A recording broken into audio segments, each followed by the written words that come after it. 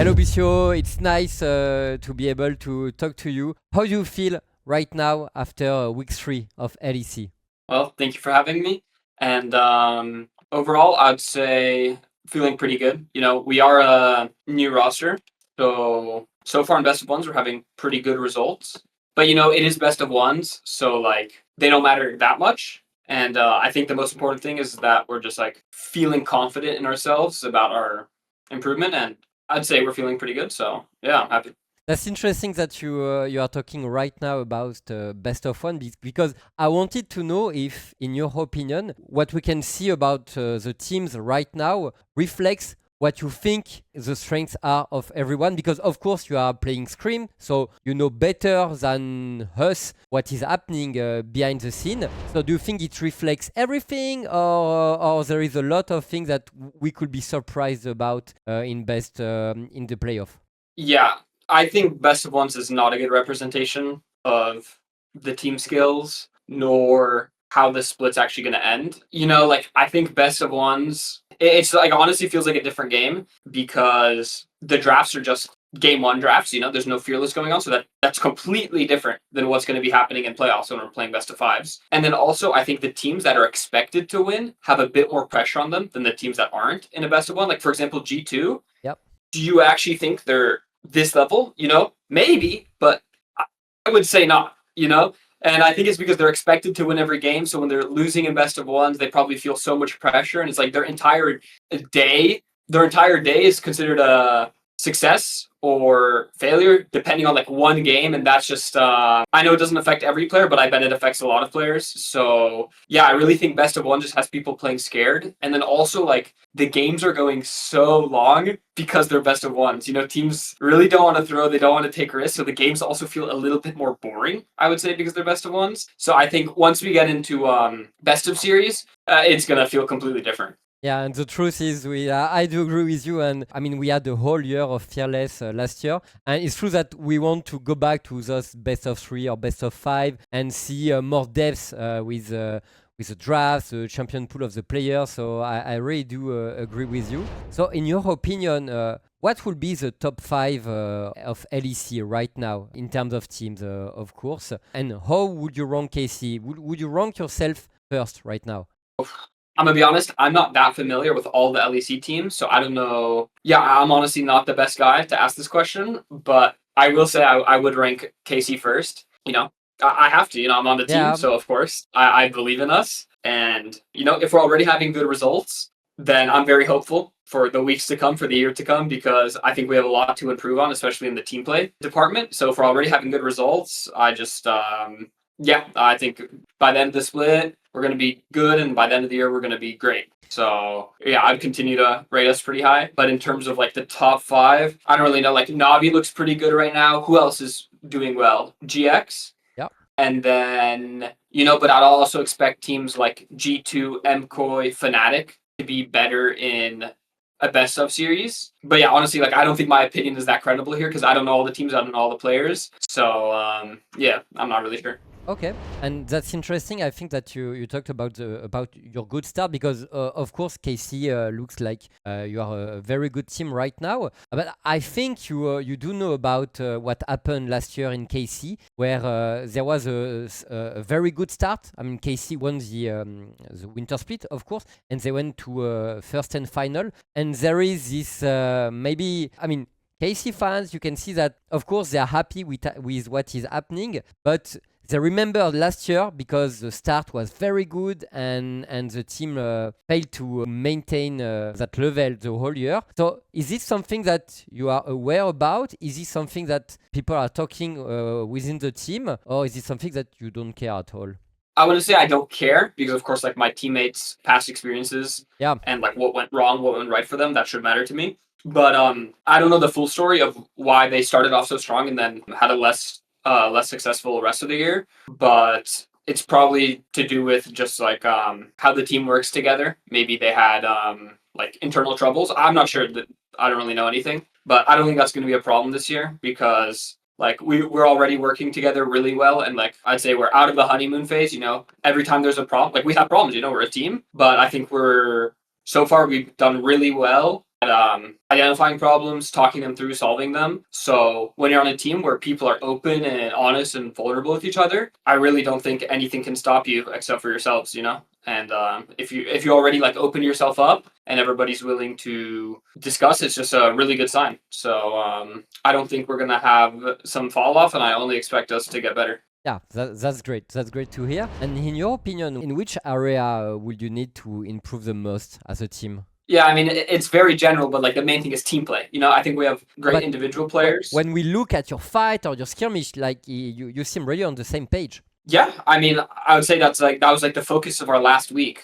Yeah, because you know we do have communication problems. Like that's one of our struggle, and that's why team play is our biggest focus. Because you know we have great laners and great individual play, but playing together is our main goal. So I'm very glad. It's a good sign that you think we look like we're fighting together well, because that's great. You know, that's what we're working on actively. But I still think we have a lot to go on in that department. Like, you know, we fight together, but maybe our macro and our plans don't always make the most sense. So we just have to make sure everything we're doing across all 5 players is towards the same plan, and then we're golden, you know. But that's not something that you fix in a week. That's not something that you even fix. It just like infinitely scales. Like your team play can infinitely scale. You can always play better as a team. So that's gonna be our focus for, I would say, the whole year, you know, for the whole time as a team, because it is a team game. But like maybe something more concrete I can give you that we're targeting early on. It's like specifically communication with like Yahoo and Kana, more on Yahoo's side because he knows less English, and just making sure we understand what he wants and he understands what we want, because naturally I think we have different ideas in many different situations. So as long as we're able to communicate, we'll be chilling. But that has been something we've been working on. And what do you think about support in EU? Because you know, I think we had a really great time. Back in many years ago, I think supports in Europe was a very strong role, and I think it was kind of lacking in recent years. But it's coming back step by step, and you are a big part of it right now. By the way, so what do you think about the overall strength of the role this year? I'm just not too familiar with all the players. I think there's many solid supports, but I haven't been shocked by anyone. Yeah. But many players look very solid. Yeah, just nobody has like really caught my eye. But I wouldn't say it's weak. Yeah, I think it's better than last year anyway. In your opinion, now you kind of have some games in EU in competitive. What are the main differences that you can eye check with NA in terms of competitive plays? I would say the biggest difference is the bottom teams in EU are more competitive than the bottom teams in NA. At least when I played in NA, I don't know how it is now, but it felt like when you're scrimming a bottom team here, they still seem very active and like they're trying to do stuff and they still have like an identity. So I think overall you get more practice, or not more practice, I guess better practice here. You know, the average scrim day just gives you better scrim quality. And then I would say another major difference is the queue times here. The solo queue ladder to me feels like it's more active. So you have much shorter queue times. And I would say those two things really lead to more efficient practice days. You know, I feel like I'm improving more on the day-to-day because of those two things. Yeah, I would say those are the biggest differences. And then I guess another one I noticed is the junglers overall are a bit more active. In North America, I feel like there was a big culture about like clearing all your camps first before you look for anything. But here I find that junglers play a bit more based off waves. You know, that could be false. That's just my experience and like the feeling I got when I first started playing here. Maybe there was just an abnormal amount of like activity from the junglers my first week here, but that's something that caught me off guard. You know, they were really treating pretty standard waves as objectives. So the map felt a bit more like I could get punished. So yeah. Oh, so when I hear all of that, I mean, I could say that you should improve a lot by playing in EU, because it seems like people are doing some unusual stuff and the level is maybe I mean, you talked about the lower teams, they are better in your opinion, so it should make you improve. In fact, playing here, what do you think about that? Yeah, for sure. I mean, I think every month here I'm getting better and better. And also, I think it's because of my position on this team. You know, on FlyQuest, we had a very strong veterans with Whipland inspired. Yep. So I was more of like a secondary facilitator. Like I was giving good info, I was giving good ideas, but I wasn't really giving like as many hard calls as like Inspired, for example. Like he was the strongest voice, and then Whipple also had very strong opinions and a strong voicing game.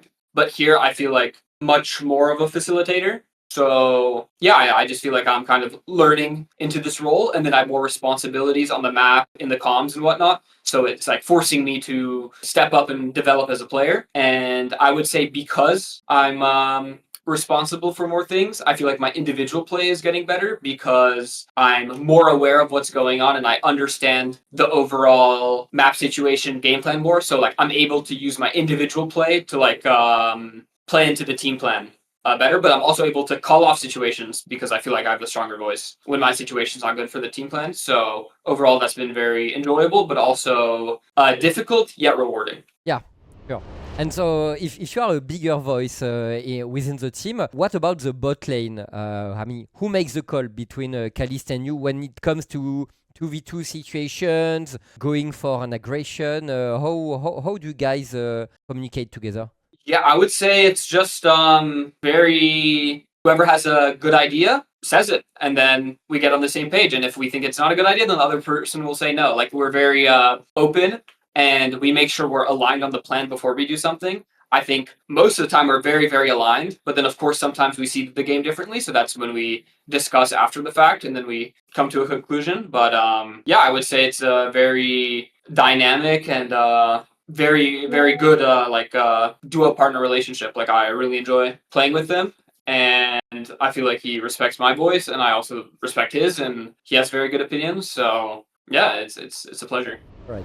And I mean, I want to know, do you get used to Berlin? Because it's very different from Los Angeles, of course. And people tend to say, yeah, but they are League of Legends players, so they spend all their time inside, in front of the computer. But still, I mean, Berlin is very different from Los Angeles. So, is there any impact here? How do you feel right now? Yeah, I mean, for sure there's impact. Most of my day, yes, is just either sleeping or at the office. But there are differences. You know, in Los Angeles, I had a car, so on my off day, if I want to do something or I need to go buy something, you know, it's easy. I just get in the car. But here, it's my off day, and I'm low key in like not the most lively part of town. I would say like I have to walk pretty far or go pretty far to like get to a certain store, you know, so there's some challenges in that. And then also overall, I guess like the temperature, it's very cold right now. Yeah. Very, very cold. Yeah, overall it's just about getting used to it and like kind of adjusting your lifestyle. Like I don't even think it's like LA versus Berlin, you know, if I moved from LA to some other city in the US, it'd also be the same thing, you know, just like Yep. kind of resettling yourself and whatnot. Yeah. Overall, it's not bad. You talked about your off days. What does Busio like to do during his off days? I mean, apart from League of Legends. Yeah. What I like to do, I'd say, kind of comes in like two ways. So first, I really like to do the things I have to do. You know, so like if I need to buy something for my apartment or I need to clean my bathroom or do a bunch of laundry, I really like to get my tasks done because I like to do them all on my off day. So on scrim days, I don't have to focus on any of that. On scrim days, I simply focus on League of Legends and being in good condition. And then on my off day, I push all my tasks on my off day and I do them on my off day. So once I do that on my off day, then I've been having fun, honestly, like exploring. And by that, I mean just like walking 30 minutes to a grocery store I haven't been to before. I know it sounds not very exciting, but I actually like it a lot because, you know, it's like a new place. It's like life is like an open world game. You know, I'm just like exploring, discovering new territories. And that's been pretty enjoyable. But probably once I'm all situated, all my like tasks are done and whatnot, I'm probably gonna start using the public transportation to like going somewhere deeper in the city and actually seeing Berlin because, you know, I've only been local. I haven't really gone anywhere. So yeah. And for me, off days are mainly for getting the tasks done and also like relaxing. I don't like to spam my games on my off day, nor do I like to stream. I like to stream on a scrim day, you know, because it's like part of the routine. But on my off day, I really just like to do something different. So then during the week, I'm very focused and I'm never bored. Yeah. Yeah. All right. I get it. Any sport? Any read? Any sport? No. I mean, we did some team activities. Like in the morning, like we played. What did we play? What's it called? Paddle. We played paddle one day, but that was like a Oh. team thing. That wasn't on my own. And then, not really. Like my friends from the U.S. I want to play some game with them that I was playing with them during the holidays. But it's like kind of hard. I have to like start at like 10 or 11 p.m., but it's kind of like midday for them, so it's hard to line it up. But probably once I'm able to line that up, I'll like play some other games with my friends. Yeah. And what about I mean your relationship, sorry, with KC fans? Because this is something special with KC. There is a lot of fans. They are very passionate, of course, and they tend to be loud. They are supportive, but they also want good results, of course. So of course you have some pressure, but you have a lot of reward when you are playing good. Is it something? I guess it's something bigger in terms of feelings than it was in FlyQuest. How is it affecting you day to day and during games? Is it something that you are getting used to right now? I would say it affects me in a good way. It's like more motivation and like it gives more importance to each match. You know, I feel like each match is more exciting because of it. And then also something like streaming, you know, I feel very, very motivated to stream. And it also, you know, it feels rewarding to have so many more viewers, so much more interaction. It feels like people really appreciate my stream. So it's very easy to go live. Like it's very satisfying. So I'd say that's a big positive. And then in terms of pressure and whatnot, no, I'd say it just makes winning more exciting and it doesn't really change losing too much because usually when I lose or even when I win and play bad, I'm usually my harshest critic. So like I make myself feel the worst, not the fans. So I wouldn't say it affects me negatively at all. Okay, well, which is very good. In fact, I would like to know what is your like the champion you really like to play, but it's hard to you have your things in solo queue that sometimes it's like, yeah, I really like this champ. It's feeling super cool and super fun in solo queue, but it's hard to go with it in competitive play, for example. Do you have anything like that? Yeah. I mean, I would say recently for me it's been LeBlanc. LeBlanc Um, support? yeah, Yeah, yeah. yeah. Because you know Electrocute's base damage is very high, so she's actually very strong in early lane because she has a really easy time blocking Electrocute. And in bot lane, it's very easy to land chains compared to mid lane because like both the enemies can't really play behind minions, or if they do, they're getting punished by your ADC. So I feel like that the champ has a lot of value in that sense. And then I'm really good at dropping funny wards. I'm really fast around the map. Yeah, I mean that's the main strength. I'm really fast around the map, so I can get deep into their jungle and like pick their jungler or avoid vision. You know, so I just feel very sneaky around the map. I would say just the biggest problem with it not being great and competitive, you probably need a niche spot, is because it isn't strong in all lanes. It's only strong in certain lanes. And then also you do need to get a snowball going, and also they can't be too tanky because then you're low-key useless. So you need like 3 conditions to be met. So that's not going to be a game 1, 2, or 3 in Fearless. It might be like a 4 or 5. So yeah. Okay, okay. Nice. Well, thank you, Busio. I think I asked you a lot of things. Do you have any message I mean, any words to people watching this video? It's your time. Thank you guys for watching, and thank you for the support. I'm very excited for this year because you know every day just feels really fun with this roster, and I feel like we're getting so far. And remember to watch my stream. Thank you, Busio. Thank you. Bye bye.